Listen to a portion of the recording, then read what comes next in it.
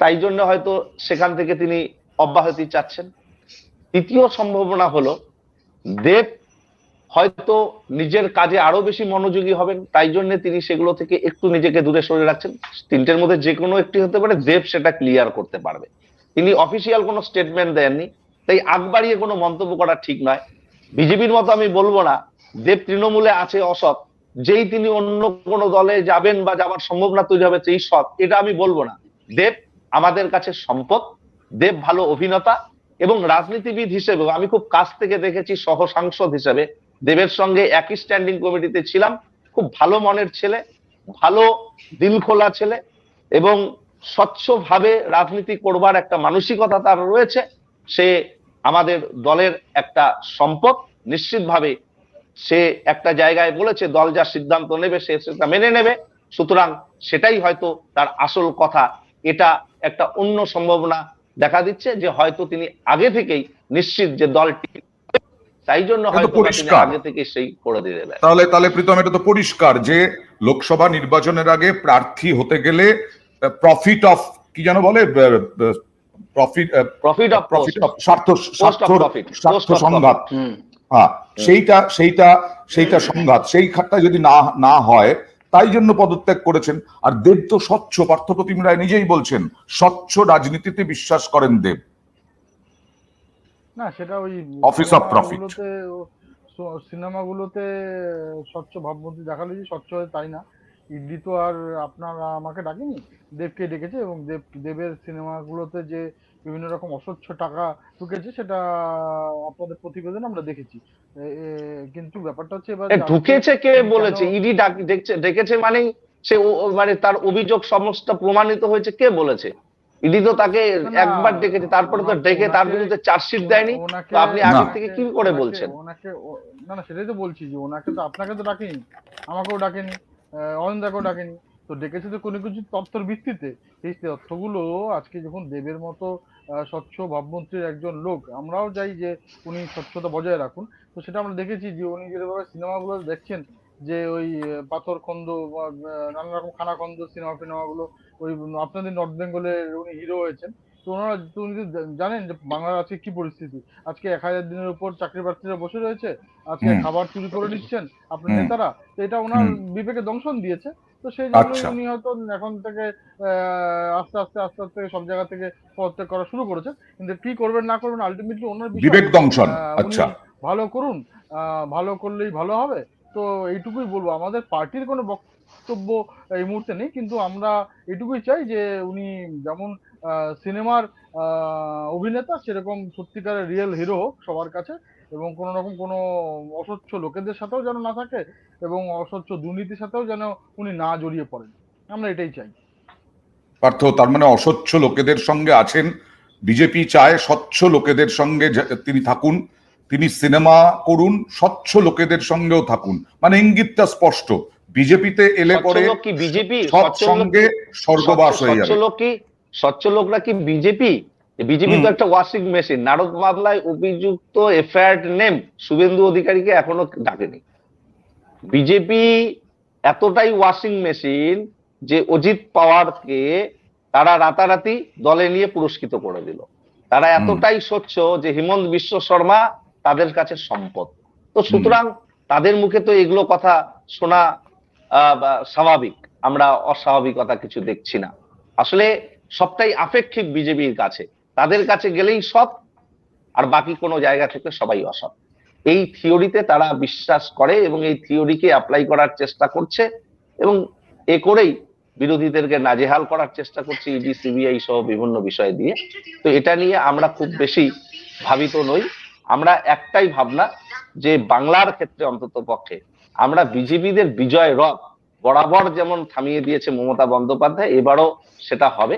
এবং আমরা বিশ্বাস করি মানুষ উপলব্ধি করছে, মানুষের যে মূল ইস্যুগুলো সেগুলো থেকে নজর ঘুরিয়ে দিয়ে তারা যেমনকে ধর্মকে রাজনীতিতে জোর করে টেনে আনার চেষ্টা করছে, তার বিরুদ্ধে মানুষ সোচ্চার হবে এবং তার প্রতিবাদের ভাষা ভোট বাক্সেই প্রতিফলিত হবে। তার মানে প্রীতম, এটা স্পষ্ট। এর আগেও আমরা দেখেছি ব্যক্তির ওপরে নির্ভর করে না, ব্যক্তি মানে দেবের ওপরে তৃণমূলের ভোট নির্ভর করে না, ভোট নির্ভর করে মমতা বন্দ্যোপাধ্যায়ের ওপরে, ভোট পাওয়া জেতা নির্ভর করে মমতা বন্দ্যোপাধ্যায়ের উপরে। সুতরাং দেব না, থাকুক সেজন্য না থাকুক এটা ম্যাটার করে না, কিন্তু তোমাদের কাছে ম্যাটার করে। তোমরাও তো বহু সিনেমা আর্টিস্ট, বহু সিনেমা তারকা তোমরা দাঁড় করিয়েছো, 2019-এও দাঁড় করিয়েছো, 2021-এ তো প্রচুর দাঁড় করিয়েছো। না, আমরা তো মানে দেখুন, সিনেমাটাও তো সমাজেরই একটা অঙ্গ, এবং সমাজের লোকেরাই তো সিনেমায় থাকে। তো সমাজের বিভিন্ন লোকেরা সেটা থাকবে, সেটা কোনো অসুবিধা নেই। কিন্তু কথাটা হচ্ছে, এখন দেববাবু উনি সংসদে সময় দিতে পারেন না, মানুষের কথা বলতে পারছেন না, মানুষের জন্য কাজ করতে পারছেন না। তার কারণ হচ্ছে, চাল যদি ওনার সারা পশ্চিমবঙ্গে তো চালটা চুরি হয়েছে, সেটা দেবের কনস্টিটিউশন চুরি হয়েছে। তো সেই জন্য সেসব ভেবে উনি ঠিকঠাক করে হয়তো ওনার ওখানে যে ওনার লোকজন আছে, যে ঠিকঠাক করে একটা হসপিটালে ভর্তি হবে, উনি তো সেটাও করতে পারেন না। তার কারণে পিজিতে পেট পাওয়া যায় না। এই সার্বিক যে পরিস্থিতি আছে পশ্চিমবঙ্গে, চারিদিকে দুর্নীতি, দুর্নীতি আর দুর্নীতি। আর একমাত্র যদি না, আপনার এটা তো আবার বলছি, এটা দেবের ওপরে নির্ভর করবে কেন? ওখানে স্থানীয় তৃণমূল নেতারা আছেন, তৃণমূলের যথেষ্ট সংগঠন শক্তিশালী, সেই সংগঠনের উপরে নির্ভর করবে। না না, দেখুন, আজকে যেভাবে মানুষ তৃণমূল থেকে সরে যাচ্ছে, সেটা তো দেবও সে বুঝতে পারছে। দেবের জন্য নিজের পপুলারিটির কথা ভাবছে, যে আজকে যেভাবে মানুষ আর নিতে পারছে না, মানুষ আর সহ্য করতে পারছে না। আজকে 1,500 দিন হয়ে গেছে প্রায়, চাকরি প্রার্থীরা বসে রয়েছে, প্রতিদিন মুখ্যমন্ত্রীর বাড়ির সামনে গিয়ে ধর্ণা দিচ্ছে, কোনো লাভ হচ্ছে না। আপনি এখানে ভ্যাকসিন চুরি হয়ে যায়, আপনার ওষুধ চুরি হয়ে যায়, আপনার সবকিছু চোরের আখড়ায় পরিণত হয়েছে তৃণমূলটা। সেটা ওনার হয়তো বুঝতে হচ্ছে, বা উনি হয়তো বুঝতে পারছেন, সেটা তাহলে পুরোটাই পার্থ ওনার বিবেক ব্যক্তিগত ব্যাপার। দংশন, আমরা এখন বিবেক দংশন হচ্ছে নাকি দেবের? না না, আমি সবটাই আমি অনন্ত, বিজেপির দেখুন, আমরা প্রতিনিধিকে সবটাই জিজ্ঞেস স্পেকুলেশনে করতে বলছি। চাচ্ছি, কিন্তু আমার আলিপুরদুয়ারের মনে হচ্ছে, সুমন কাঞ্জিলাল, কালিয়াগঞ্জের সৌমেন রায় সহ, রায়গঞ্জের রিঙ্কু, অর্থাৎ ওর ভালো নাম কৃষ্ণ কল্যাণী, এই সহ এরকম 7-8 জন বিজেপি বিধায়ক যে তৃণমূল কংগ্রেস যোগদান করলো, তাদের কোন বিবেক দংশন হয়েছিল? আমি এই প্রশ্নটা একটু জানতে চাই। আমি দাদা, আপনার প্রার্থপ্রতিম দা, আপনার শুধু স্পিকারকে একটু বলুন না এটা একটু অ্যাসেম্বলিতে বলতে। আপনারই তো দলের স্পিকার, আপনি কাইন্ডলি বলুন না আপনার এই এই বক্তব্যটা ওরা কোথায় আছে, কোন কোন দলে আছেন, একটু বলুন। আপনার এটাকে স্পিকারের কাছে আপনিও একটু পাঠাচ্ছি। ওম উনি তো বলতেই বিড়লাকে পারছেন বলে না। দিন, শিশির অধিকারী, দিব্যেন্দু অধিকারী নিয়ে ওনার স্ট্যান্ডটা কি রয়েছে। একটু ওম না না, এটা বিড়লাকে একটু প্রশ্ন করুন ওনারা না। আমি তো ওনারা তো বিমান নিজেই বন্দ্যোপাধ্যায় বলছেন। বললাম, আপনি ওম না বিড়লাকে না, প্রশ্ন করুন। ওনারা তো নিজেই বলছেন যে ওনারা কোন দলে আছেন, যার যার ব্যক্তিগত, ওনাকে গিয়ে না, আপনি ওই গিয়ে জিজ্ঞেস করুন। তৃণমূলের কোন ওনারা এর আগেও সাংসদ বলেছেন। নিশ্চয়ই বিজেপির মঞ্চে গিয়ে হাজির হবে না, এতটা দৈন্যদশা পড়েনি। শিশির বাবুদের সেটা পড়েছে, তাই শিশির বাবুরা যাচ্ছে অমিত শাহদের সঙ্গে এক মঞ্চ শেয়ার করছে, সরকারি মঞ্চ নয়, ওকে পলিটিক্যাল মঞ্চ। ওকে হ্যাঁ, তাহলে ওম বিবেক বিড়লাকে আপনি দংশন, বিবেক প্রশ্ন দংশনের করুন যে বিষয়টা সবের উড়িয়ে করবে। দিচ্ছেন পার্থপ্রতিম রায়, কিন্তু আমার একটা প্রশ্ন হচ্ছে সুকান্তর কাছে। সেটা হচ্ছে যে দলের সম্পদ, দলের সম্পদ হচ্ছেন দেব। এই যে পার্থপ্রতিম রায় বহু যুগ ধরে তৃণমূল করছেন, আরো আরো যারা তৃণমূল নেতা বহু যুগ ধরে করে যাচ্ছেন, তারা কতটা সম্পদ? আর দেব, এই যে তৃণমূল নেতা, তৃণমূল কর্মীদের মেনে নেওয়া সম্ভব, হ্যাঁ তৃণমূল নেত্রী বলছেন মেনে নিতেই হবে, কিন্তু দেব দুটো নির্বাচন জিতেছেন, তার আগে কোন রকম রাজনীতির সঙ্গে যোগ ছিল না, তৃণমূল তো নয়। সেইখানে সম্পদ তৃণমূল নেতারা মেনে নিচ্ছেন, তৃণমূল নেত্রী বলেছেন বলে, কিন্তু কোথাও কি তাদের বিবেক দংশন হবে? হ্যাঁ দেখো অয়নদা, যে কোনো মানে যারা এই অভিনেতা অভিনেতা রাজনীতিতে প্রবেশ নতুন নয়, এটা দক্ষিণে খুব বেশি চল ছিল, দক্ষিণ ভারতে। আমাদের এখানে এটা বামেদের আমলেও পরবর্তীকালে, হয়েছে, হ্যাঁ আমাদের হয়েছে, এতটা নয় অনিল যতটা চট্টোপাধ্যায়। তৃণমূল তৃণমূল আমলে অনেক অনেক হ্যাঁ, বেশি হয়েছে, এবং সেটা তোমাকে একটু আগে আমি বলছিলাম। এবার দেব কিন্তু আমার মনে হয় দেবের থেকে অনেক বড় বড় নেতা নেত্রী যারা তৃণমূল কংগ্রেস কেন বিজেপিতেও আছে, যারা বহুদিন থেকে রাস্তায় নেমে রাজনীতি করছে, এর সঙ্গে কিন্তু অভিনেতাদের পার্থক্য থাকে। এবার তুমি যেটা বলছো বিবেক দংশন, এটা আমি মনে করি না। কারণ দেব আমি বিবেক কিন্তু দংশনটা যেটা, তৃণমূলের ক্ষেত্রে বলছি, হ্যাঁ যে না, তৃণমূলের হ্যাঁ, এই নেতারা তারা শুনছেন দেব সম্পদ, তখন কি তাদের কিছুটা হলেও বিবেক দংশন হবে না? একদম একদম একদম লোকাল যেটা ঘাটালের নেতৃত্ব রয়েছে না, তাদের সঙ্গে কিন্তু বরাবরই তারাও কিন্তু চায় যে কোনো অভিনেতা থাকলে যে এই অভিনেতা অভিনেত্রীরা হঠাৎ করে চলে আসে সাইবেরিয়ান পাখির মতো। কারণ যারা একদম তৃণমূল স্তরে রাজনীতিটা করে তারা কিন্তু বোঝে এবার হঠাৎ করে এদেরকে দাঁড় করিয়ে দিয়ে খুব একটা কিন্তু উপকার না জনগণের হয়, কারণ তারা সময় দিতে পারে না। এবার দ্বিতীয় ঘটনা যেটা হচ্ছে হিরণ এবং রুদ্রনীল যদি ভুল না করি, এরা কিন্তু সমালোচনা করেছিল একটা কারণে, যে এখানে কিন্তু দেখা যায় যেটা বলিউডের ক্ষেত্রে একটা কি হয় তোষণ নীতি, যেটা একই রকম দেবের বিরুদ্ধে কিন্তু একই ধরনের অভিযোগ ছিল। সুতরাং এটাও কিন্তু ঘটনা যে সবকিছু এই তিনটে কমিটি থেকে হঠাৎ নিজের নামটা সরিয়ে দিল ঠিক নির্বাচনের আগে, এটাও কিন্তু ঘটনা। তার মধ্যে দিয়ে কিন্তু এটা প্রকাশ পায় না যে তিনি কিন্তু একদম স্বচ্ছ রাজনীতির কাণ্ডারি। সুতরাং আমার মনে হয় না অয়নদা পার্থ কিছু বলার চেষ্টা করছে। আমি একটা বলি যে কায়িক শ্রম করা মানেই দলের সম্পদ, কায়িক শ্রম করা না করা মানেই দলের সম্পদ নয়, এটাতে কিন্তু আমি ভিন্ন মত পোষণ করছি। কারণ এখন সমাজ ব্যবস্থাই বলুন আর পলিটিক্যাল সিস্টেম বলুন, এটার মধ্যে অনেক বদল এসেছে। আজকে অনলাইনের যুগে যারা অনলাইনে সামাজিক মাধ্যমে কাজকর্ম করে তারাও দলের সম্পদ। আজকে যারা বিভিন্ন সমাজের প্রতিনিধিত্ব করে, বিভিন্ন সেগমেন্টের প্রতিনিধিত্ব করে, তারাও সম্পদ।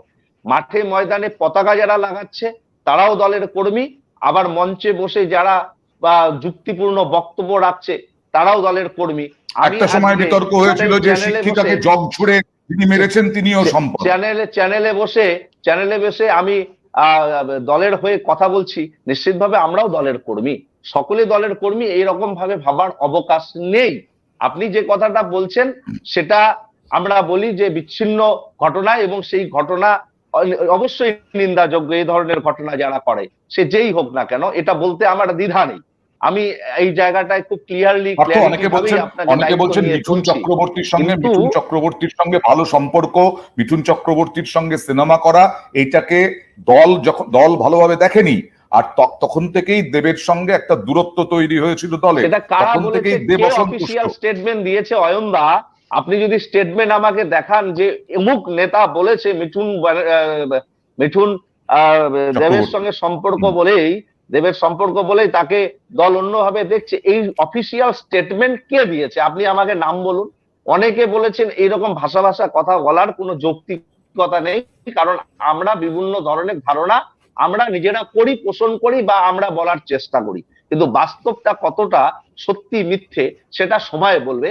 দেবের যে এই অ্যাক্টিভিটিস সেটা কি আসলে, আর 1 মাস 2 মাস যেতে দিন, সবটাই পরিষ্কার হবে। তবে আমি খুব আত্মবিশ্বাসী, দেবকে যতটা দেখেছি, দেবকে কাছে থেকে দেখার যতটা আমার সুযোগ হয়েছে একজন সহ সাংসদ হিসাবে, অনেকটা বন্ধু সুলভ ভাবেই আমি বিশ্বাস করি দেব রাজনীতিতে একদম সিজন পলিটিশিয়ান বা দুধে রাজনীতিবিদ না হলেও মনের দিক থেকে অত্যন্ত পরিষ্কার পরিচ্ছন্ন ও নেত্রীকে ভীষণ রকম ভাবে সম্মান করে, মর্যাদা করে, এবং দলনেত্রীর কথা, দলের কথা সে অক্ষরে অক্ষরে মান্যতা দেবে, সেটা আগামী দিনে প্রমাণ হবে। প্রীতম, আমার শেষ প্রশ্ন সেটা হচ্ছে যে যতই তোমরা দেব নিয়ে বলো না কেন যে আমাদের দলের কোনো বক্তব্য নেই, দেবের এই 3টে পদ থেকে ইস্তফার পরেই ঝাঁপিয়ে পড়েছেন শুভেন্দু অধিকারী শোনালাম, সুকান্ত মজুমদার শোনালাম। সুতরাং দেবকে নিয়ে তোমাদের একটা ঘোলা জলে মাছ ধরার একটা চেষ্টা বলে মনে করছে তৃণমূল। না অয়নদা, এর আগে আমার রাজ্য সভাপতি বলেছে, শুভেন্দু অধিকারী বলেছে, আমরা সবাই জানি যে এই মুহূর্তে কন্টেম্পোরারি যত অ্যাক্টর আছে তার মধ্যে দেব অন্যতম, সেটা নিয়ে কোনো আমাদের মানে কোনো দুবিধা নেই। কিন্তু কথাটা হচ্ছে যে আজকে দেব নিজেও হয়তো বুঝতে পারছেন যে আমি বারবারই বলছি যে দুর্নীতির সাথে দেবের এই নামটা জড়িয়ে যাচ্ছে, দেবের পপুলারিটিকে তৃণমূল ইউজ করছে।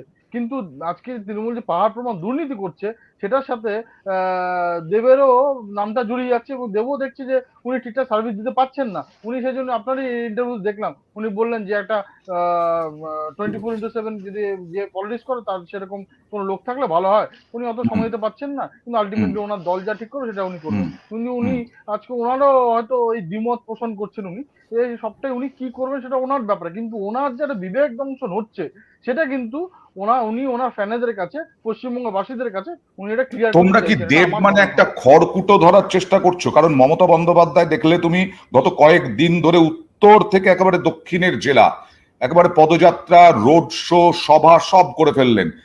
লোকসভা ভোটের আগে অনেকেই মনে করছেন মাস্টার স্ট্রোক দিয়ে ফেলেছেন 21 লক্ষ শ্রমিককে 100 দিনের কাজের টাকা বকেয়া দিয়ে দেওয়া, তার মধ্যে দেবকে কোথাও খড়কুটোর মতো ধরার চেষ্টা করছো তোমরা? দাদা, আজকে ভারতবর্ষে যেই আমাদের কাছে যেই নেতা নেত্রীরা আছেন তার মধ্যে অন্যতম নরেন্দ্র মোদী আমাদের মুখ। তো সারা বিশ্ববরণ্যের নেতা, আমাদের আর কোনো কিছু খড়কুটো আমাদের দরকার নেই। নরেন্দ্র মোদী আপনার লাস্ট এই 10 বছরে মানুষের জন্য কাজ করেছেন, মানুষ তার বেনিফিট পেয়েছে, রাস্তা, আলো, রেলওয়ে থেকে শুরু করে এয়ারপোর্ট থেকে শুরু হুম, করে সবকিছু হুম। হয়েছে। যে আজকে 70 বছর আগে যেগুলো আমরা প্রমিস করেছিলাম সেগুলো আমরা করে দিয়েছি, যেগুলো ভারতবর্ষের মানুষ এরা কোনো ভাবতে পারেনি সেগুলো হয়েছে। অর্থনীতি পশ্চিমবঙ্গের মানুষ আজকে পশ্চিমবঙ্গ মানুষ তো পেয়েছে, পশ্চিমবঙ্গে এই কয়েকদিন আগে 1,000 কোটি টাকা পেয়েছে পশ্চিম মানুষ, ঘরে ঘরে যে জলটা পাচ্ছে সেটাও কিন্তু এই 2014 আসার পর ওকে। থেকে আমাদের করার প্রকল্প অনুযায়ী আজকে যেভাবে প্রত্যেকে মানুষের বাড়ি পাচ্ছে, যদিও এখানে চুরি হয়ে যাচ্ছে, সেটাও কিন্তু তখন থেকে। আজকে কোভিড এর পর ওকে। যেভাবে করে ভ্যাকসিনেশন ওকে। করা হয়েছে, এই মমতা ব্যানার্জি বলেছিলেন মোদি ওকে। ভ্যাকসিন দেবেন না, আজকে হুম, ভাবুন তো হুম। আজকে আমরা সবাই মাস্ক ছাড়া কথা বলি, আজকে ভাবতেই পারি না অন্যান্য অনেক এস্টাবলিশ